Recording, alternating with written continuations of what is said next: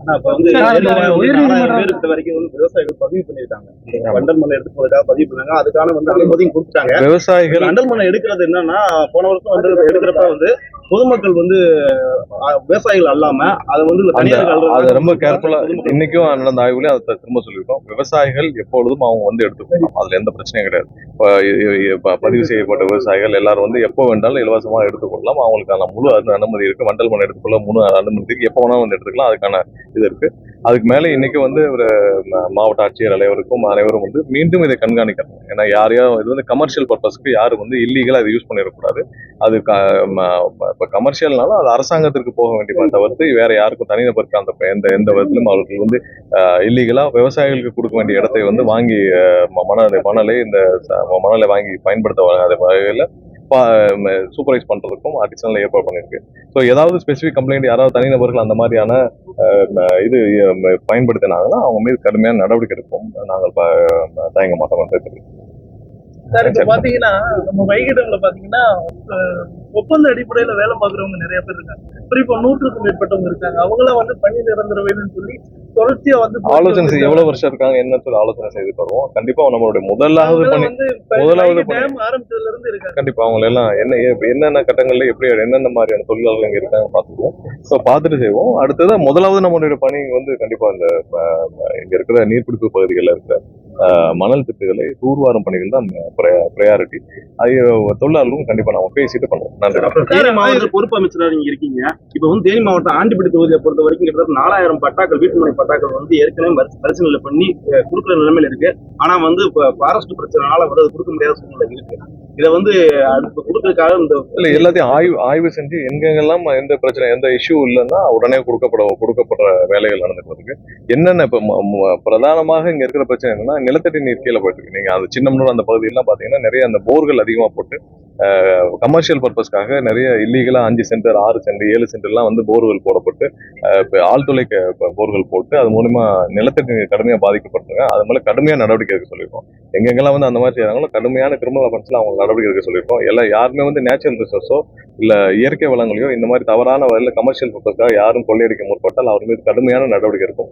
சின்னம்னூர் பகுதியில இல்ல கம்பம் பகுதியில வந்து நிறைய ஆழ்துளை கிணறுகள் போட்டு கமர்ஷியல் பர்பஸ்க்காக வைக்கிறாங்க. ஸோ எங்கெங்கெல்லாம் வந்து சட்டவிரோதமான செயல்கள் இருக்கோ கடுமையான நடவடிக்கை எடுக்கப்படும். இங்க நிறைய ஃபாரஸ்ட் இருக்கு. சரி, நம்ம வந்து இங்க இருக்கிற ஃபாரஸ்டையும் வந்து இங்க இருக்கிற மரங்களையும் இயற்கையும் நம்ம காப்பாற்ற வேண்டிய இடத்துல இருக்கோம். எந்தெந்த இடத்துல வயலேஷன் இல்லாம இருக்கோ பட்டாக்கள் கொடுக்கப்படும். ஆனால் அதிகமாக நம்ம ஃபாரஸ்ட் இருக்கிற இடம் நம்மளுடைய மேற்கு தொடர்ச்சி மலைகள் அதை ஒட்டி இருக்கிற இடம். ஸோ அதை இயற்கை வளங்களையும் பாதுகாக்க வேண்டிய கட்டாயத்தில் இருக்கும்.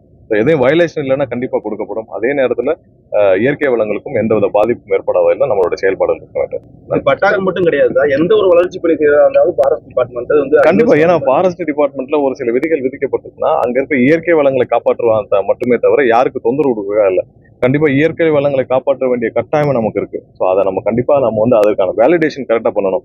எந்த இடத்துல நமக்கு இஷ்டமான இடத்துல நம்ம வந்து வயலேட் பண்றது சரியா இருக்காது. இயற்கை வளங்களை காப்பாற்றணும் அதை நம்ம ஃபாலோ பண்ணி தான் போக வேண்டியிருக்கும். யாரெல்லாம் வந்து இயற்கை வளங்களுக்குள்ள இப்போ ஃபாரஸ்ட்குள்ள போய் யாராவது வயலேட் பண்ணியிருக்காங்க கண்டிப்பா முதலாவதா நம்ம தான் நடவடிக்கை எடுக்க வேண்டியிருக்கும். ஸோ அதே நேரத்தில் பல ஆண்டுகளாக பல 100 ஆண்டுகளாக இங்க இருக்கிற மக்களுக்கும் பழைய மலைவாழ் மக்களுக்கும் அவங்களுக்கு எந்த தொந்தரவும் இருக்காது. ஏன்னா அவரெல்லாம் பல 100 ஆண்டுகளா இதே இடத்துல அவங்க இருக்கிறவங்க. ஸோ அவர்களையும் நம்ம பாதுகாக்க வேண்டியிருக்கும். எல்லாமே வந்து ஆய்வு செய்து தான் நம்ம நடவடிக்கை எடுக்கப்பட வேண்டிய சூழ்நிலை இருக்கு. கண்டிப்பா இயற்கை வளங்கள் பாதுகாப்படுறது மக்களுக்கு தொந்தரவு இருக்கக்கூடாது. புதிதாக யாராவது வந்து போய் அங்க போய் ஃபாரஸ்ட்குள்ளேயோ இல்ல வேற மாதிரியான மலைகள்லயோ ஆக்குபை பண்ணி ரிசார்ட்ஸ் ஏதாவது கட்டாங்களோ அதெல்லாம் கண்டிப்பா நம்ம நடவடிக்கை எடுப்போம். ரெண்டுமே நம்ம பேலன்ஸ் பண்ணி தான் போகணும். சார், அதே மாதிரி ஆண்டிப்பட்டியில பாத்தீங்கன்னா நீண்ட நாள் கோரிக்கையா இருக்கிற புறவழிச்சாலை, அது வந்து இந்த புறவழிச்சாலைக்கும் ஆய்வுகள் நடந்துகிட்டு இருக்கு. புறவழிச்சாலை ஏன்னா அதுல நிறைய மலைகள் நடுவில் இருக்கு. அதனால பெரிய பிரச்சனை. நீங்க உசிலம்பட்டியிலேயே பாத்தீங்கன்னா புறவழிச்சாலைக்கு பிரச்சனை இருக்கிற காரணம் ஏன்னா நடுவுல மலைகள் இருக்கு, அதுக்கான வசதிகள் எல்லாம் இருக்கு. அதெல்லாம் வந்து ஆய்வுல வந்து 20-25 வருஷமா மக்கள் கோரிக்கை வச்சுட்டு இருக்காங்க. கண்டிப்பா இதெல்லாம் ஆய்வுகள் இருக்கு. ஏன்னா அதை நம்ம எடுத்தோம்னா நிறைய பேர் குடியிருப்புகளே நம்ம வந்து காலி செய்ய வேண்டிய நிலைமையில இருக்கும். ஸோ இது மக்களுக்கு அதிகமாக இடையூறு இல்லாமல் நிறைய குடியிருப்புகள் இப்ப இருக்கிற பல ஆண்டுகளா வசிப்பவர்களை நம்ம காலி செய்ய வேண்டிய நிலைமையில இருக்கும். ஸோ மக்களுக்கு இடையூறு இல்லாமல் ஒரு மாற்றுப்பாதை ஆய்வு செய்யும் பணிகள் நடந்துட்டு இருக்கு. அது முடிவடைந்தால் கண்டிப்பா இருக்கும். அதாவது வைகை ஆறு உங்க எல்லாரும் தெரியும் 70 வருஷத்துக்கு மேல கட்டப்பட்டதுல இருந்து தூர்வாரப்படவில்லை. நிறைய இடத்துல டெபாசிட் அதிகமா இருக்கு, மணல்களை குவியல்கள் அதிகமா இருக்குன்னு சொல்லிட்டு இருக்கு. பல வருஷமா பல முயற்சிகள் நடந்துச்சு, ஒவ்வொரு வருஷமும் ஒவ்வொரு ஆட்சியிலும் நடந்துச்சு. ஆனால் இதுவரை எந்த ஆட்சி காலத்திலும் அது நிறைவேற்றப்படவில்லை. கடந்த ஒரு வாரமா இது சம்பந்தமான ஆய்வு கூட்டங்கள் நிறைய நடந்திருக்கும். அதுல இருந்து 18% இருந்து 20% வரைக்கும் வந்து இப்ப டெபாசிட்ஸ் இருக்கும். அதாவது நீர்பிடிப்பு பகுதிகளில் டெபாசிட்ஸ் இருக்கும்னு சொல்லி ஒரு ஒரு கால்குலேஷன்ஸ் சொல்லியிருந்தாங்க. ஸோ அதில் உடனே வந்து தூர்வார பணியில இப்போ வரைக்கும் ஆய்வுகள் நடந்துட்டு வருது.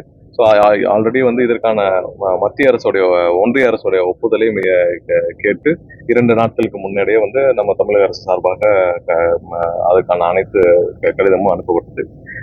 என்விரான்மெண்டல் கிளியரன்ஸுக்கும் 2 நாட்களுக்கு முன்னாடியே கடிதங்கள் கொடுக்கப்பட்டிருந்துச்சு. இதுல ஏற்கனவே போட்ட ஆர்டர் வந்து பெண்டிங் இருக்கு. அதாவது 8 வருஷத்துக்கு முன்னாடி போட்ட ஆர்டரும் அப்படியே இருக்கு. ஸோ அதனால புதிதாக ஆர்டர் போடுறதுக்கான வேலைகளும் பண்ணிட்டு நடந்துருக்கு. முழுசமா ஆய்வு பண்ணிட்டு இது எத்தனை வருஷம் இதை நடத்தணும்னு, எத்தனை வருஷம் இதை மொத்தமாக நம்ம வந்து தூர்வாரும் பணிகள் எத்தனை வருஷம் நடக்கும் அப்படின்னு சொல்லி பார்த்துட்டு இருக்கோம். இப்போ இதுவரை வந்து பார்த்தீங்கன்னா விவசாயிகளுக்கு மட்டும் மண்டல் மண் அவங்களுக்கு தேவையான மணல் எடுக்க எல்லாருக்கும் அப்ரூவல் இருக்கு. ஸோ அதுபடி எடுத்துட்டு இருக்காங்க. பட் அது போதுமானதாக இருக்காது. ஏன்னா நம்ம வந்து இப்ப இருக்கிற ஆய்வுப்படி நடந்தாலே வந்து 9 வருஷம் ஆகும்னு சொல்றாங்க. அதாவது மூன்று பேஸா இதை பண்ணணும்னு.